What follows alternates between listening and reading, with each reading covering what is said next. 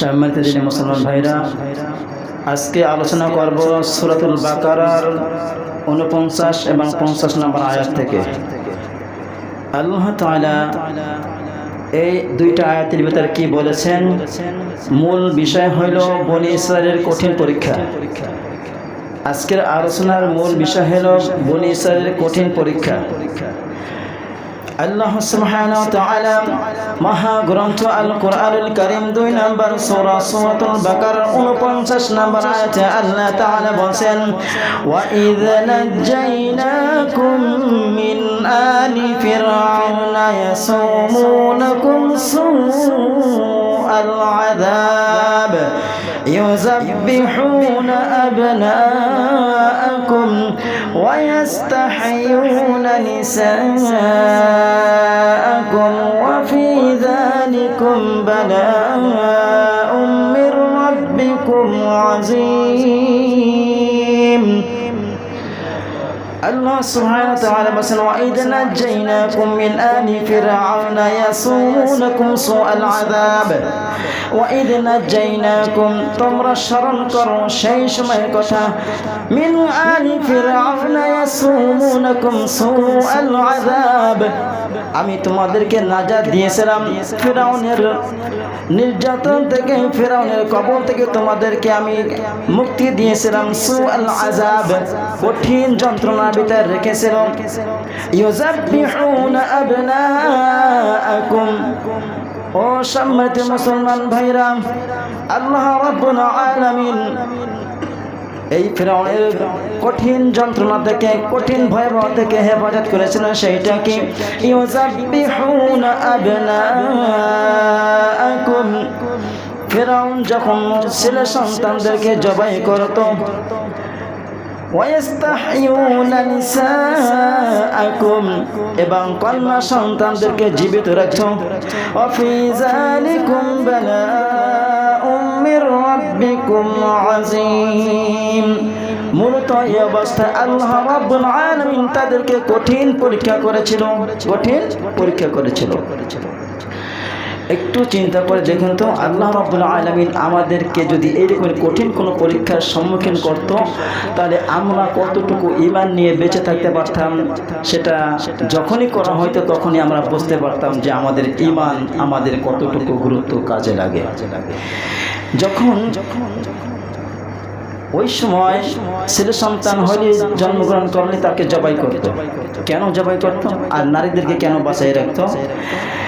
এটার মূল কাহিনী হইল, ফিরআউন সে তার রাজ্য, তার ক্ষমতা টিকানোর জন্য এই কাজগুলো করেছিল।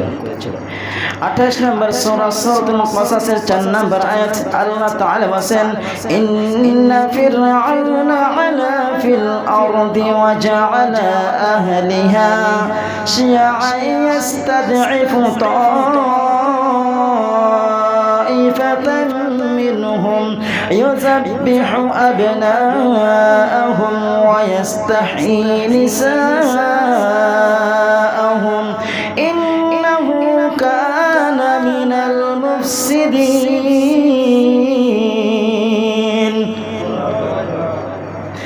ইন্না, নিশ্চয় ফিরআউন কি করলো? আলা ফিল আরদি, জমিনের উপরে অহংকার শুরু করলো, জমিনের উপর অত্যাচার শুরু করলো, জমিনের উপর নির্যাতন করা শুরু করলো।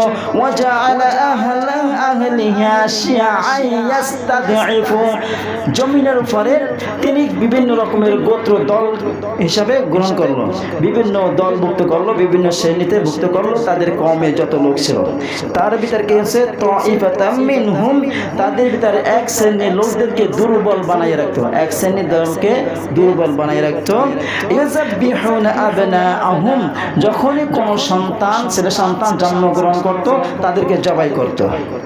ওয়া ইস্তাহয়ী নিসাআহুম, এবং ছেলে মেয়ে সন্তান হইলে তাদেরকে ছেড়ে দিত। ইন্নাহু কানা মিনাল মুফসিদিন, নিশ্চয় সে ছিল ফ্যাসাদ সৃষ্টিকারী। ফিরআউন ছিল কি? স্বৈরাচার, অত্যাচারী, সন্ত্রাস, এইগুলো তার কাজ ছিল, এইটাই। কিন্তু এই ফিরআউন এতটা নির্মম কেন হইল?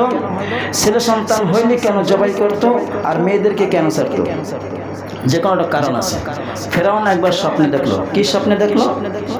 ওয়াযালিকা আন্না ফিরআউনা রাআই ফি মানামিহি কাআন্না নারা قد أقبلت من بيت المقدس حتى استقرت بديار مصر فأحرقت القبط وتركت بني إسرائيل।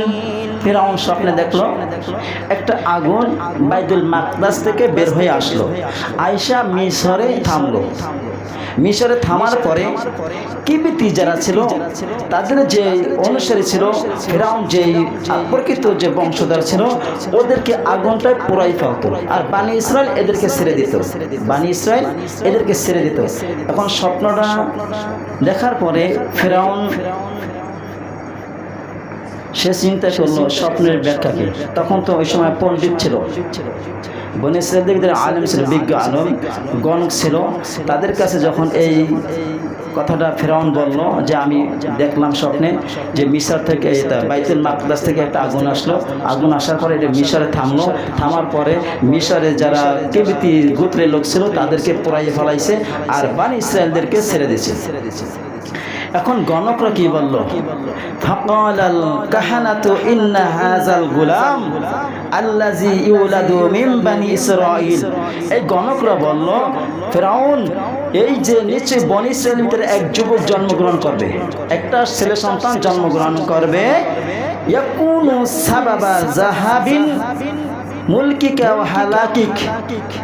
যেই সন্তানটা বড় হয়ে তোমার রাজ্য ধ্বংস করবে, আর এই সন্তান তোমার হালাক করার ধ্বংসের কারণ হবে এই ছেলে সন্তান। তখন জ্যোতিষীরা এই কথাগুলো জানতো কিভাবে? এই যে জেন জাতিরা, এই জেন জাতিরা কি করতো? যখন আল্লাহ রাব্বুল আলামিন আরশে আজিমে বসে ফেরেশতাদেরকে নিয়ে গবেষণা করতো যে কখন কোথায় বৃষ্টি হবে, কখন কি হবে, এইটা ফেরেশতাদের সাথে বলতো। তখন এই কিছু ইবলিস শয়তান জেন এরা ওই প্রথম আসমানে ওখানে যে উকিঝুঁকি দিত, তখন ওদের কথাগুলো বলে যে ফেরেশতারা বলতো, ওইটা আয়েশা গণকের কাছে এই জিনেরা বলতো। তখন এই জিনেরা এই কথাগুলো বলতো, ওরা যে বলতো এটা বাস্তবায়ন হয়তো। এখন গণকে যখন বলছে তোমার যে স্বপ্নের ব্যাখ্যা হইল তোমার এই বনি ইসরাঈলের ভিতর থেকে একটা ছেলে সন্তান জন্মগ্রহণ করবে, যে ছেলে সন্তানটা তোমাকে ধ্বংস করবে, তোমার রাজত্ব শেষ করে দেবে, তোমাকে হালাক করে দেবে, ধ্বংস করে দেবে। তখন ক্ষমতা ঠিকানোর জন্য, চেয়ার ঠিকানোর জন্য, তার গদি ছাড়বে না, এর জন্য যে কোনো পাপ কাজ করতে বাধ্য যে কোনো নেতাই। এই জন্য এই ফিরআউন চাইল কি যে আমার রাজত্ব ধ্বংস না হোক, আমার ক্ষমতা ধ্বংস না হোক। এই জন্য সে চিন্তা করলো একটা কোনো বিকল্প পথ বের করতে হবে। তখন সে কি বললো? ফাআমারা বিকাতলি কুল্লি যাকারিন ইউলাদু মিন বানি ইসরাঈল। তে হুকুম দিল ফিরআউন যে বানি ইসরাঈলের ভিতরে প্রত্যেক ছেলে সন্তান জন্মগ্রহণ করলে তাদেরকে হত্যা করবে। কারণ ওখানে বলছে বনি ইসরাঈলের ভিতরে এমন একটা সন্তান জন্ম করবে, ছেলে সন্তান, যে তোমার রাজত্ব ধ্বংস করে দেবে। এই জন্য ফাআমারা বিকাতলি, ফিরআউন আদেশ দিল যদি এখন থেকে কোন সন্তান ছেলে সন্তান যে জন্মগ্রহণ করে তাকে হত্যা করে দেওয়া। ওয়াতারাকিল ইনাস, শুধু নারী যে শিশু সন্তান মেয়ে সন্তান হলে তাদেরকে ছেড়ে দেবে, হত্যা করবে না।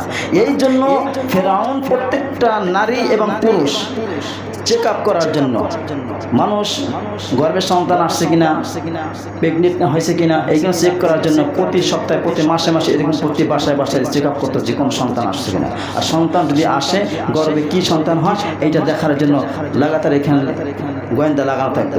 যদি ছেলে সন্তান হয়তো মায়ের কোল থেকে ছিনাই নিয়ে তাকে হত্যা করতো।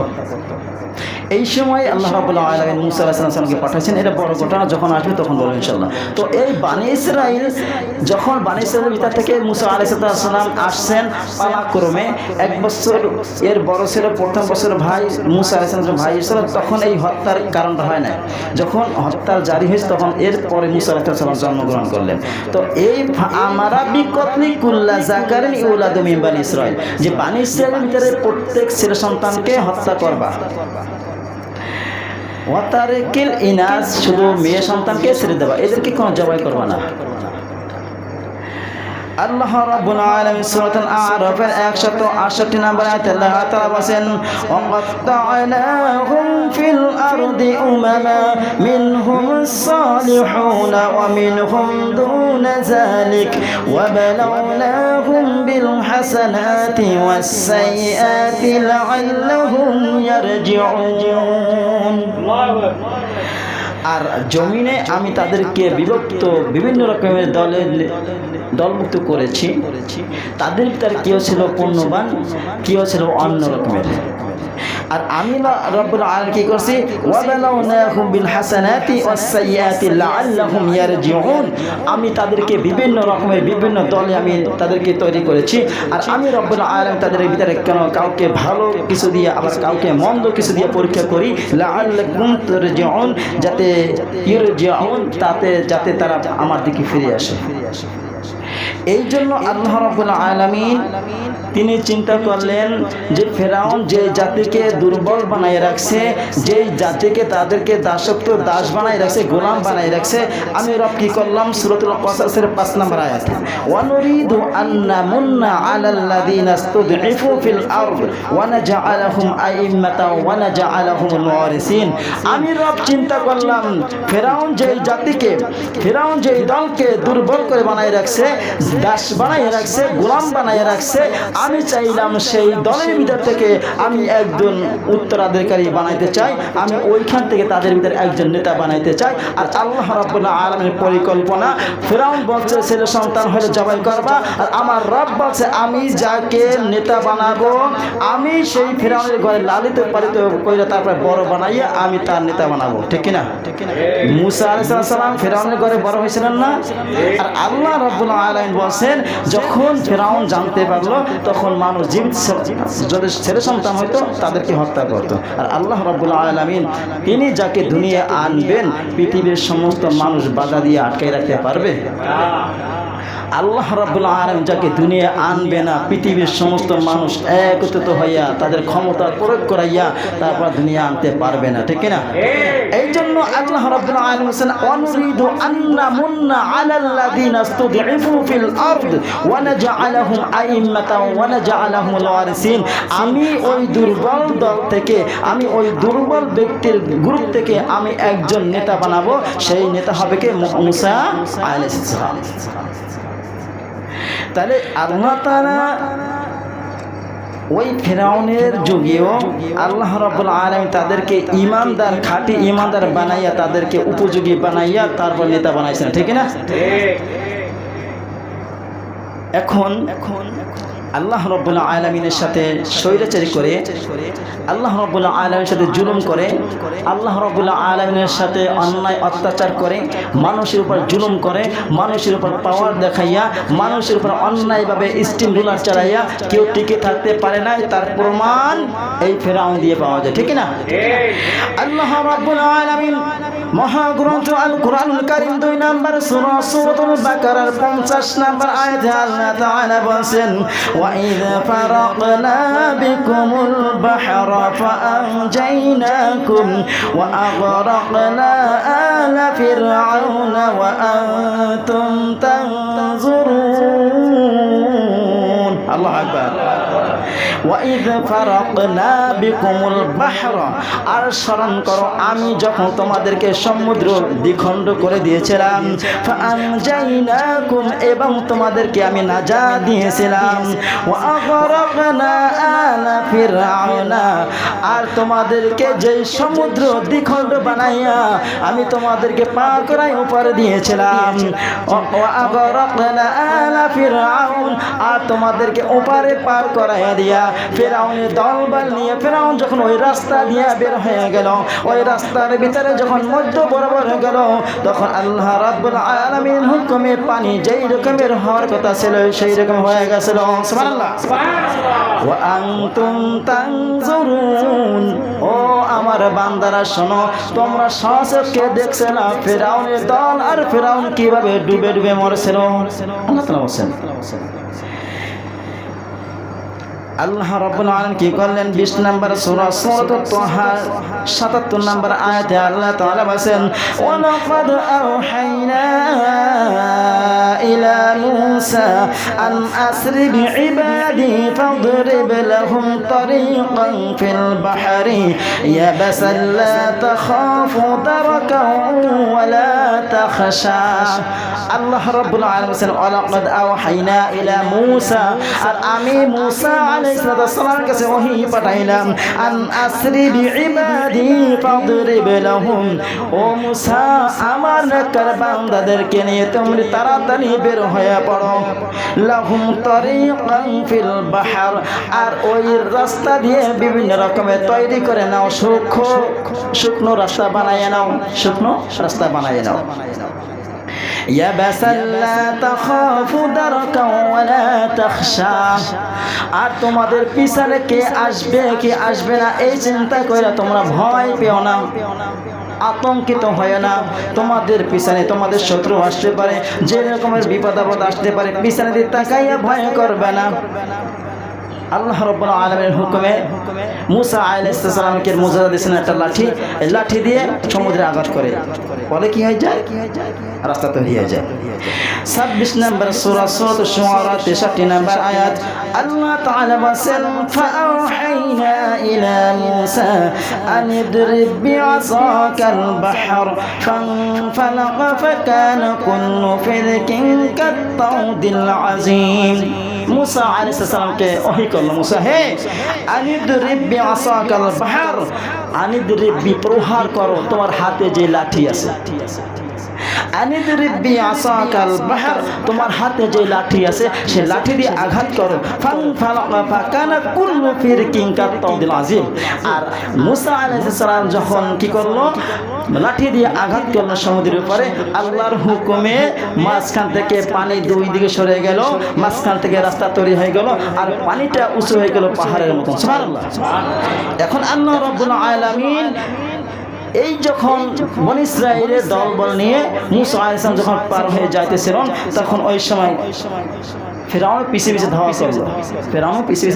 ধাওয়া করলো ধাওয়া করার পরে আল্লাহ রাব্বুল আলামিন সমুদ্রের মাঝখান থেকে রাস্তা তৈরি করে দিলেন বনী ইসরাইল যারা ঈমান এনেছিল তাদের সাথে ওই রাস্তা থেকে রওনা হলো আল্লাহ রাব্বুল আলামিন যখন বনী ইসরাইলকে পার করে ওপার দিয়ে দিলেন তখন কি হইল ফাআতবাআহুম ফিরআউন বিজুনুদিহি ফাগাশিয়াহুম মিনাল ইয়াম্মি মা গাশিয়াহুম ফিরআউন যখন পিছন থেকে ধাওয়া করতে আসলো অহংকার বশত তাদেরকে হত্যা করবে তাদেরকে ধ্বংস করবে তাদের ক্ষমতা টিকানোর জন্য যে রকমের অন্যায় অত্যাচার করা সেরকম করেছিল আর আল্লাহ রাব্বুল আলামিন ফাগাশিয়াহুম মিনাল ইয়াম্মি মা গাশিয়াহুম আল্লাহ রাব্বুল আলামিনের হুকুমে পানি স্থানে চলে আসলো সমুদ্র হয়ে গেল আর যেইভাবে মানে পানিটা সমান হওয়ার কথা ছিল সেইভাবে হয়ে গেছে তখন আল্লাহ রাব্বুল আলামিন এই ফিরআউনকে এবং ফিরআউনের দলবলকে ওই সমুদ্রে ডুবাইয়া মারার চেষ্টা করলো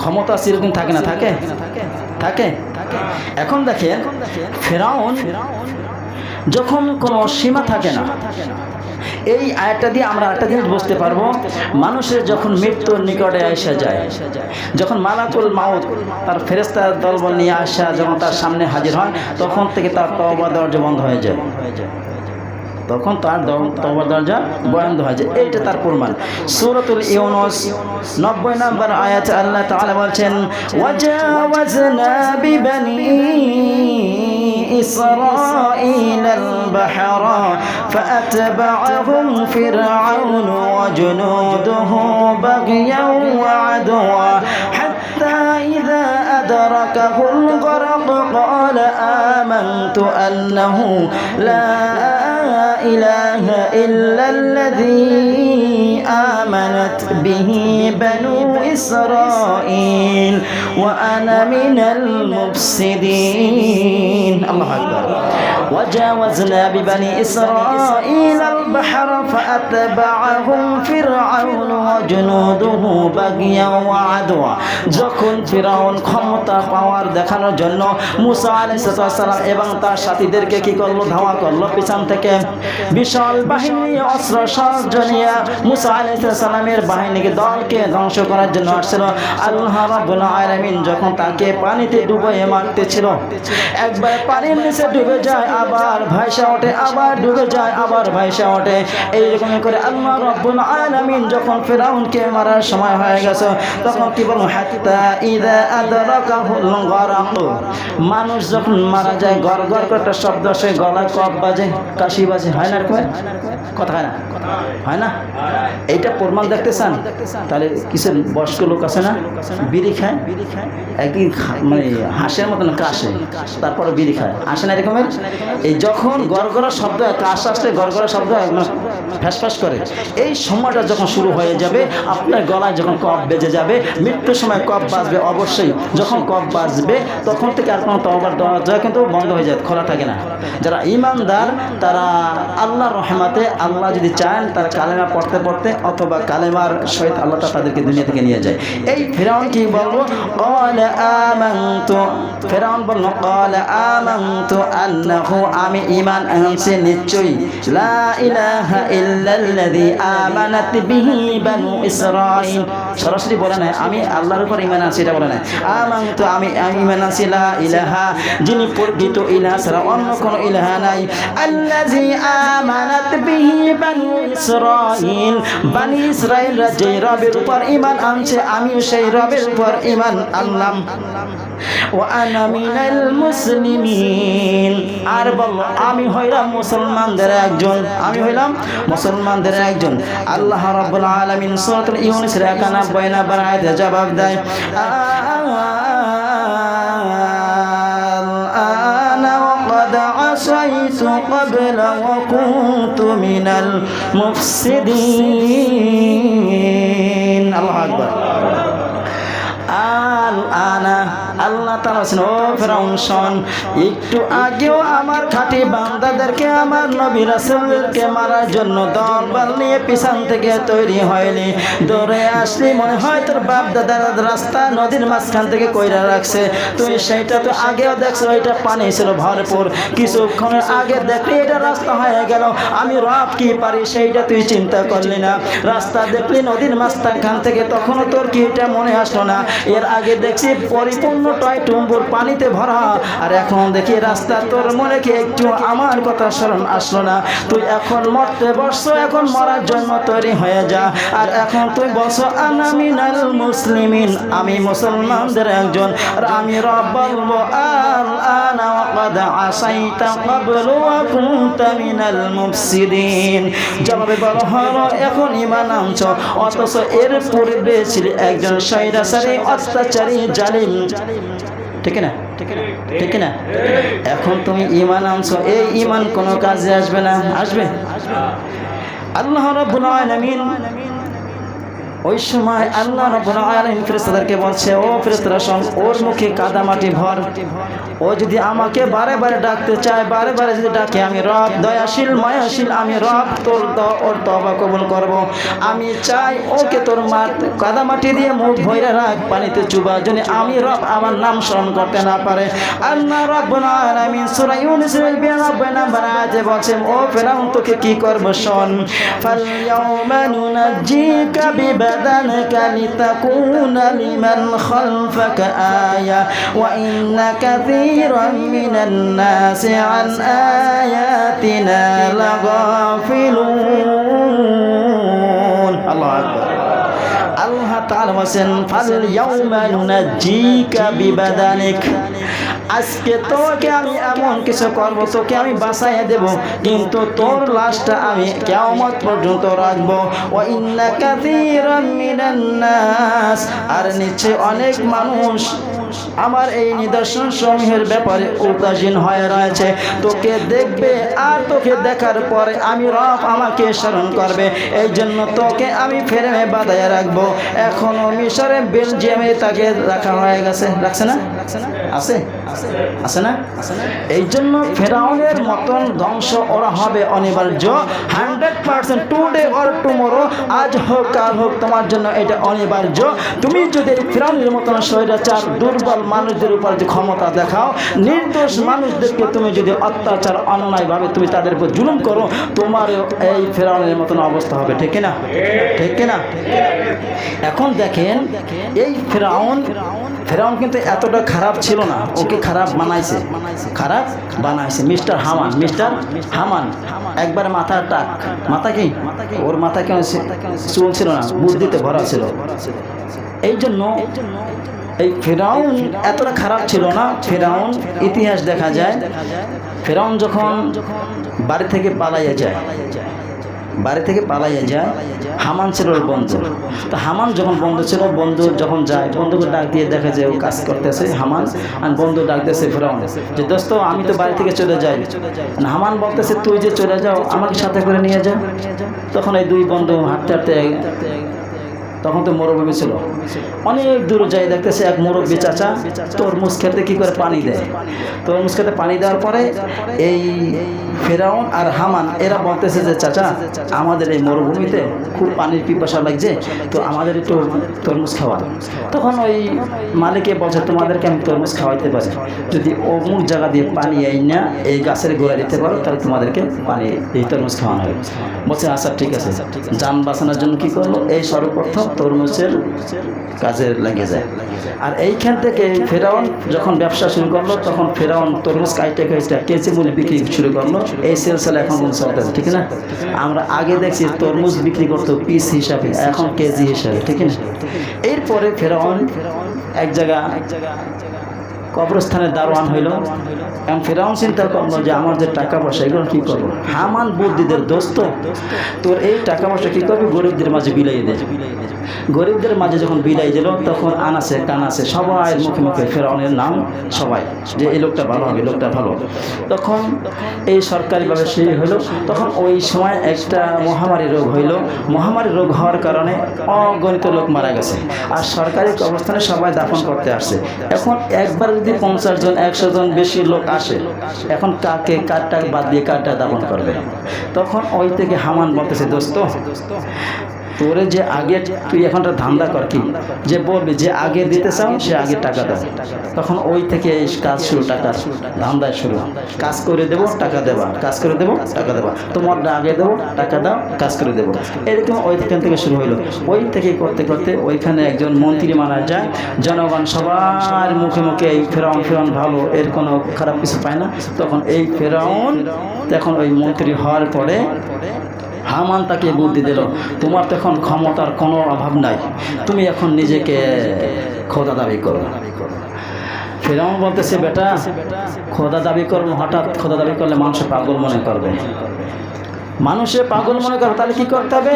তাহলে এইটা যদি করতে হয়, সর্বপ্রথম জ্ঞানীবান যে ব্যক্তিদের মাধ্যমে জ্ঞানবান মানুষ তৈরি হয়, তাদেরকে ধৈর্য ধীরে থানায় জেলের ভিতরে ঢোকো। তার মানে আলেমদেরকে ধৈর্য ধীরে জেলের ভিতরে ঢোকো, আর মাদ্রাসাগুলো বন্ধ করে দাও, যেখানে দিন প্রতিষ্ঠা হয় সেইগুলো বন্ধ করো, অটোমেটিকলি সেইগুলো হবে। 10টা বছর এই আলেম ধৈর্য ধীরে, নির্দোষ আলেমদেরকে ধৈর্য ধীরে জেলখানায় ভরলো। ভরার পরে এখন দেখা যায় এলেম দেওয়ার মতন আর কোনো লোক নাই। এরপরে যারা সত্য কথা বলতে চায়, যারা সত্যমুখী লোক ছিল, তাদেরকে এরকম ধৈর্য ধীরে তাদেরকে দাবাইয়ে দিল। এরপরে 30টা বছর পরে নিজেকে খোদা দাবি করলো, সবাই তাদেরকে প্রভু হিসেবে মানতে শুরু করলো। কার বুদ্ধিতে? হামানের বুদ্ধিতে। দেখবেন ঠিক মানুষ যারা পিছনে লাগায়, যারা পিছনে চগলখড়ি করে, যারা মানুষের কাছে বদনাম বলে, একজন সিনিয়র পার্সন লোকের কাছে যখন আপনার বদনাম বইলা আপনাকে ওইখানে কালারিং করবে, একজনে এক কথা বলবে, আরেকজন আরেক কথা বলবে, যখন ওই ব্যক্তির কাছে 10 রকমের কথা বলবে, তখন ওই নানান কথার ভিতরে পইরা সে সঠিক কথা সঠিক কাজটা ভুলে গিয়ে ওই কথার উপর প্রাধান্য দিয়ে তারপর ওই ব্যক্তির উপরে অ্যাকশন নেয়, ঠিক না? কথা বলে না, বুঝি যখন পড়বেন তখন বুঝবেন যে কত ধানে কত চাই, ঠিক না? এই জন্য যারা লাগায়, যারা মানুষের পিছে লাগে তারাই ভাগে, যারা লাগে তারাই ভাগে। নমরুদ টিকে থাকতে পারে নাই, ফেরাউন টিকে থাকতে পারে নাই, আবু জেহেল টিকতে পারে নাই। বিশ্বের ভিতরে যারাই মুসলমানদের বিরুদ্ধে লেগেছে আজকে তারাও এই দুনিয়ায় টিকে থাকতে পারে নাই। আছে এখন আছে কিছু কিছু লোক আছে আমাদের মতন মুসলমান, নামদারি মুসলমানদের ক্ষতি করার জন্য মুসলমান লাগাই দিয়েছে ইহুদি খ্রিস্টানরা। প্রত্যেকটা জায়গায় এখন দেখবেন আমরা এতটা দল হয়ে গেছি যে এখন এক এক গ্রুপে বলে, সুন্নিরা বলে সুন্নাত, যদি সুন্নিরা বলে আমরাই জান্নাতে যাব আর বাকিগুলো সব জাহান্নামে যাবে। ওয়াহাবিরা বলে যে আমরাই জান্নাতে যাব, সুন্নিরা বিদআতি, ওরা জাহান্নামে যাবে। অমুক দল বলে আমরা সঠিক পথে আছি আর সবাই যাবে বিপদে। আল্লাহর নবী সাল্লাল্লাহু আলাইহি ওয়াসাল্লাম বলেছেন বনি ইসরাঈলরা 72 কাতার হয়েছে, আমার উম্মতের 73 কাতার হবে, একটা কাতার বেশি হবে।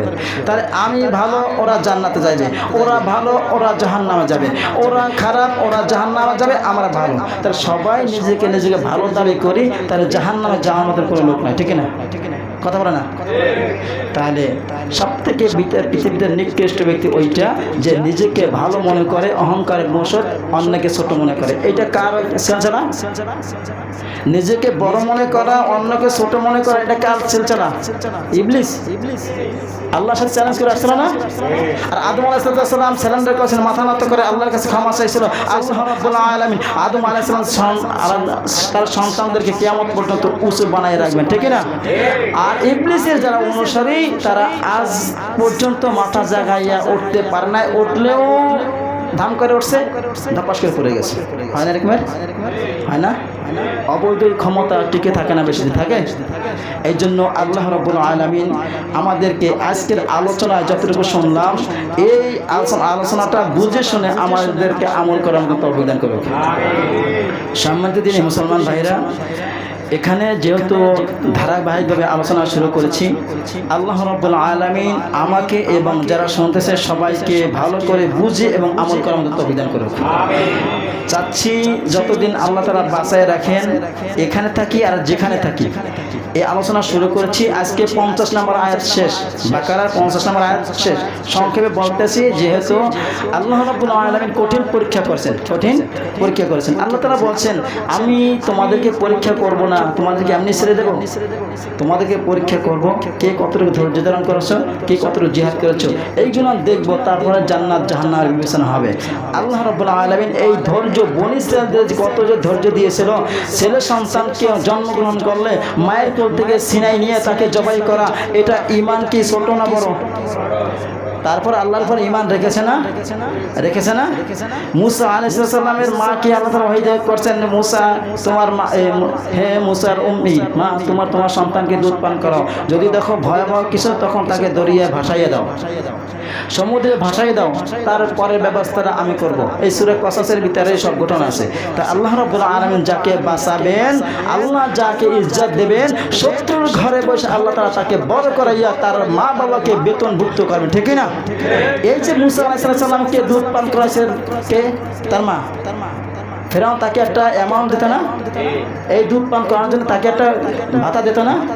তাহলে নিজের সন্তানকে খাওয়াইছে, আল্লাহ এটা প্রমাণ করাইছে আমি যাকে দুনিয়ায় নেতা বানাবো, আমি যাকে দুনিয়া সম্মান দেব, তাকে শত্রুর ঘরে বসে বড় করাবো, শত্রুর খাইবে, শত্রুর পড়বে, শত্রুর মোকাবেলা করবে, বড় হয়, ঠিক না?